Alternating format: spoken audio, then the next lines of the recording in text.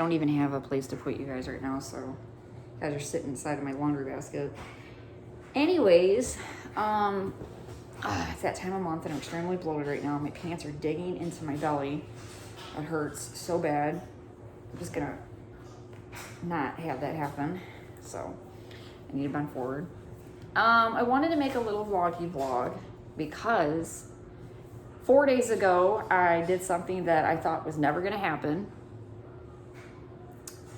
I finally moved out of my old place that I was living in. I lived there for 6 years. I lived there. And I'm not gonna lie, I don't have a lot of good memories there. I really don't. For 6 years, I was in hell living there. I tried my hardest. If you hear any weird noises in the background, it's my dryer.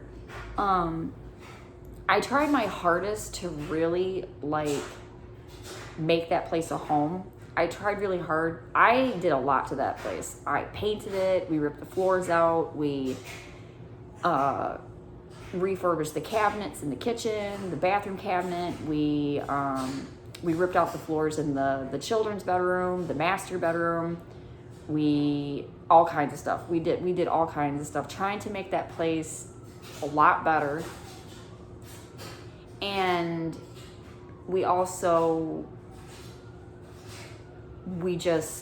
the landlord that was there, we tried really super hard to work with him. I tried as hard as I could. I tried to be as compliant as I possibly could and understanding, and I tried to get on his level when it came to certain things. And but a lot of the stuff that he was demanding or he was putting in effect, I love it. I just start making a video and I got all this noise in the background. Police officers. Didn't make any sense. A lot of the stuff that he was saying wasn't making sense. It was starting to become a prison. It wasn't even a home anymore. It was just like we were in jail and he was the warden. We weren't even allowed to have anything. We couldn't have anything. If we planted certain flowers on our back patio, he would violate me for it. If I had a charcoal grill, he would violate me for it. If I had certain patio furniture, he'd violate me for it. If we changed a doorknob, one time we had a maintenance man come in our house. It was, he was supposed to be there for our furnace. It was for a completely different reason. And you had to go downstairs to the basement because that's how you used to get to our furnace. And he comes up to the door and we replaced a doorknob. And he walks up and he's like, "What the hell is this?" Got extremely upset, started cussing at my husband, and that was kind of the final straw. I ended up calling him, and I told him that specific maintenance man was not allowed in our home anymore. We don't need to be disrespected in our own home. He has no right to talk to my husband like that. I was like, there was no reason for it, and it's just a doorknob. It's not that big of a deal. Every little tiny thing that we did was a crisis. It turned into some sort of drama fest. It was just huge. And there was a lot of lying. There was a lot of lying, misleading stuff. So in 2019, I want to say 2021, we ended up taking out our carpet in our living room, the master bedroom, and the children's room. Now, the reason behind this is, and everybody's probably saying, okay, so you had a landlord, so you were renting. Yes. But here's the thing. So in 2020, obviously the whole world knows that we had the whole COVID pandemic. And our family didn't luck out. We ended up getting COVID. On top of getting COVID, we ended up, before that, my oldest son ended up getting the flu. He got it twice. And he puked all over the carpet in the living room. Now, I had a carpet cleaner. I had a pretty good carpet cleaner. I don't currently have it anymore because we don't need it. But I tried as hard as I possibly could to get that carpet as clean as I possibly could. And then he's also disabled. So he started urinating on our steps. He started urinating on the stair steps that go upstairs, and they were carpeted as well. So when this started happening, and especially at COVID, I called my landlord and I told him what was going on, and I requested that our carpet be taken out and fresh carpet be put in, and I was going to pay for it. I had the money. And he basically just said no. He said, just use a carpet cleaner. And I told him we did, and it didn't work. I said, it's not getting clean. It's very unsanitary. It's toxic. I said, there's COVID still in our carpet. I have children. I don't want us getting sicker. It was, it was back when everybody didn't really know anything about COVID. We were just kind of like, everybody was petrified of it. So he said no. He wasn't being reasonable. He wouldn't work with me. He was being very stubborn. And okay, so he left me with no choice. I had to go against the rules, and I had to just do it for my family. So we ripped out the carpet, we ripped out everything, we replaced it with $4,000 worth of flooring. Like I said, I had the money. I could have gave it to them, and they didn't want it. We laid down $4,000 worth of flooring. It was great. It looked great. All the maintenance, the one maintenance man that was allowed to come in our apartment said it looked great. He said, I don't see any problems with it. He goes, it's put in perfect. He's like, it looks awesome in here. It's not that big of a deal.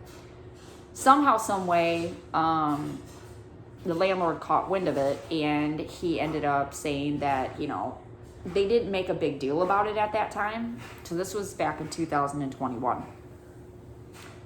In 2022, it was winter of 2022, right around the end of it, we ended up getting a email stating that we had a 30-day notice and that we were being threatened to be evicted because of this, because of the flooring that happened a year prior. We did this a year prior to this. I'm lost and confused. My husband's confused. We have no idea what the hell's going on. Why is he just now bringing this up? Such short notice. We have no idea what he's talking about. He didn't give us any kind of warning, nothing. And he starts rattling on and on and on. He's saying, we're constantly doing updates to the apartment. We're not allowed to touch it. We're not allowed to do anything. And we don't ask for permission, which I had multiple times asked him. And he was always telling me no. He was always very rude about it. He was very stubborn. He just loves control. So we ended up talking to the assistant manager, and I told her, and she agreed with me, that it was toxic and unsanitary, and that is disgusting, and that we didn't need to be around that. But unfortunately, her hands were tied, and there was nothing she could do because he was the main manager, and that it was his decision, as well as he was in cahoots with the upper management that owned their building. So I went to the upper management, and I told them, and I talked to them, and I never heard anything back from them. They never were in on it. They never said anything. So at the end of it all, it was basically all just a big giant lie. He never contacted anybody. The 30-day notice was not relevant. He said that he never intended on evicting us. He never was going to. I ended up getting PTSD from it. I ended up getting anxiety disorder, as well as I ended up getting a lot of other mental issues. It kind of killed my brain. For two months, it was almost 2 months, I was scrambling trying to find some place to live. I have 2 children, 3 technically, and I had nowhere to go. We had nothing. We had a truck, and that was it. And so anyways, after that had happened, I put the pedal to the floor to move out of there. I was completely done. So in 2023, one of the places that I had applied to, and when all that had happened, called me, and which was this place, and I was elated to get the hell out of there. I was so excited. And as soon as he found out that we had finally been accepted someplace else and we were moving, he started saying, this place is really tiny. It's not that great. He was talking negative about this place. And to be honest, it's actually larger than my old apartment. It's way larger than my old apartment. There's a lot more room here. It's more organized. It's more the way it's supposed to be. And my landlord, my current landlord, is fabulous, and she is more understanding, she's more down to earth, and she's more sympathetic. She actually said, you know, she knows him, she knows who he is, and she said that he's very strict. She goes, I know everything about him. She goes, I know how he works, and he's very by the book. He's very strict. And I said, yeah, no shit. He's very, very strict. So for 6 years, I was in hell. And I never intended it to be like that, because prior to us moving in the old place, I had lived someplace that was, the apartment was good, but the neighborhood was horrible. It was just a god-awful neighborhood. And I had to get out of there because I had a 1-year-old at that time, and it was just not a safe place for me and my son to be. And so we moved in with the intentions that we were going to stay there for a very long time. We knew that we were going to be there probably for 10 to 15 years, maybe 20. And I loved that place. I really did. I loved my little apartment. I loved the work that I put into it. Like I said, I put my heart and soul into that place. I really, you know, we have a lot of memories there. We raised both of our boys there. You know, I had my youngest there. That was the only place he ever knew of. He didn't know anything else. So this is his first big move. This is my oldest son's third move. He really made a good thing, was supposed to be a good thing, turn into a disaster. And there was a few times in the past couple weeks I thought about staying. I was gonna just scratch everything and I was gonna stay there, just for the comfort of my family, you know, because we had been there so long, and my sons had been there so long. My oldest son was kind of having a hard time with it. He wasn't. But there was another side of me that kept telling me it's time to move on. It's time to start over, and it's time to be in a different place. It's time for a new chapter, and you guys deserve better. I'm not gonna lie, right now I have PMDD, and it's like the worst week to move mentally for me, because I struggle mentally during this week. So I've been powering through really bad, like trying to get through this move. I don't like change. I have a really hard time with change. So I've been struggling mentally with this move, but not as bad as I thought I was going to. I've kind of started to really like the way everything's set up. It's, like I said, it's bigger here and it's more reasonable. There's like the appliances here are brand new. Brand new fridge, brand new stove, you know, everything. I have my own laundry room. I don't have a basement anymore, so I don't have to go up and down stairs anymore.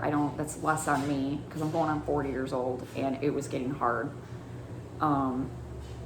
My knees took a hit living in that place. Oh my God. Every Sunday I had to go up and down 2 flights of stairs with baskets of laundry, doing laundry. My knees are not the same anymore. My back was destroyed. That and our neighbors were just, oh my God, our neighbors, they were so annoying. We had the worst neighbors there. Snotty as hell, rude. The children there were rude. They were mean. The adults there were very immature. All of them were very immature. I remember the last week we were there, we had these neighbors that were across the street from us. They were only like in their early 20s.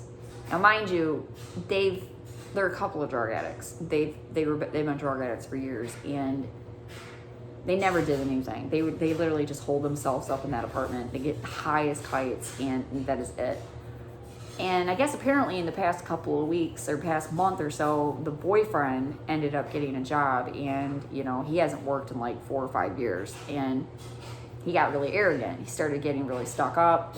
The girlfriend started getting stuck up, and they started buying vehicles, and they were pulling up with them. And he's like, look, he said really loudly, he was like, oh yeah, look at my new car, honey, look at this new car, he's so happy. And he saw me sitting on the front porch, and I'm like, you can't be serious, dude. Like, you're living in an apartment, but you're buying brand new vehicles that are like 2019, like 2020. And her son was very mean, and he was very, not mean, I wouldn't say he was mean, he was just very, what's the word? Like a fox. Very shady. You couldn't trust him. He was about 5 years old. He'd always get my oldest son into trouble. Constantly. He would do things wrong and blame it on my son. And his mom never held him accountable for anything he did. She never held him accountable. My son's disabled. He's mentally disabled, so he doesn't understand a lot of things. In his mind, he's only like 4 years old. He's 7, but in his mind, he's only like 4. And I hated that. I couldn't stand that. We got into a lot of arguments with them. We'd slam doors in their faces because we just couldn't stand them. And then my other neighbor, she, for the past couple years, has been okay, but for a while, she was very weird. We had a hard time with her. She would be up at 3 o'clock in the morning vacuuming, bashing her vacuum into the wall. We found out she was doing a lot of drugs, blasting music, all hours of the night, just her kids running around in the front yard at like 10:30, 11 o'clock at night, screaming in the summertime. They do it in the winter. Her oldest son, I remember he would stand in her bedroom window and he would take the screen out and he would spit at my sons that were standing below in our front yard. He would take footballs and throw them at them. Like, he was just hell. Those neighbors were just weird as hell. They were mean. So it was just time to go. It was time to go in every area, and it was very, very much a huge blessing the day that I found out we got accepted and that we were approved. And but I'm not gonna lie, it's been a huge transition for me. It's been bittersweet in a way, because the people I don't miss, none of that crap I miss. It's my apartment. I had a life, a routine, but at the same time, I don't. It was I remember it being very small there. It was very tiny. And I remember I couldn't even get a laundry basket around the corner. Like, it was just hell trying to do that. Like, today's Sunday and I do laundry, and I'd be bashing the baskets into like walls and things like that. I couldn't. There's a couple of times I almost fell down the basement steps, and it was just god awful. I remember constantly cleaning all the time. It always felt like it was dirty. It was never really clean. I remember our front door, they're so stupid. They paint the doors white over there, and the door was just dirty as hell, like disgusting. I had probably like $35 worth of cleaners under my cabinet that I had to use, and I used every single one of them every day. I still have them. They're still here with me now. Here. But to anybody that is about ready to go through a big change, whether it be anything, and you're like me and you're debating back and forth in your head, and you're just like, whether it's a new job, you're getting married, you're moving into a new place, you're moving across state, whatever, there's going to be moments where you're going to want to like retreat and just kind of like stay where you're at and stay in your comfort zone. But it is true, the saying is true, and the quote is true: you cannot grow if you stay in your comfort zone. And I know this for a fact, because when I lived at the other apartment before the one that I just moved out of, I was a completely different person. I was very immature. Very, very immature. Great. And then when we moved into the apartment that we just left, I grew so much over there. I grew as a woman. I grew as a person. I am very grateful for that. I'm very grateful for the hard times that I went through over there, and they changed me and molded me. I had to snap out of a lot of things. I had to realize things about life. And no, yeah, definitely. You cannot grow if you don't change. If you don't go through the hard changes and things like that, you cannot grow as a person. It's impossible. And I know that living here, God willing, I'm going to go through changes here, and I'm going to go through, I'm going to grow more here, and I'm going to learn more things. about myself.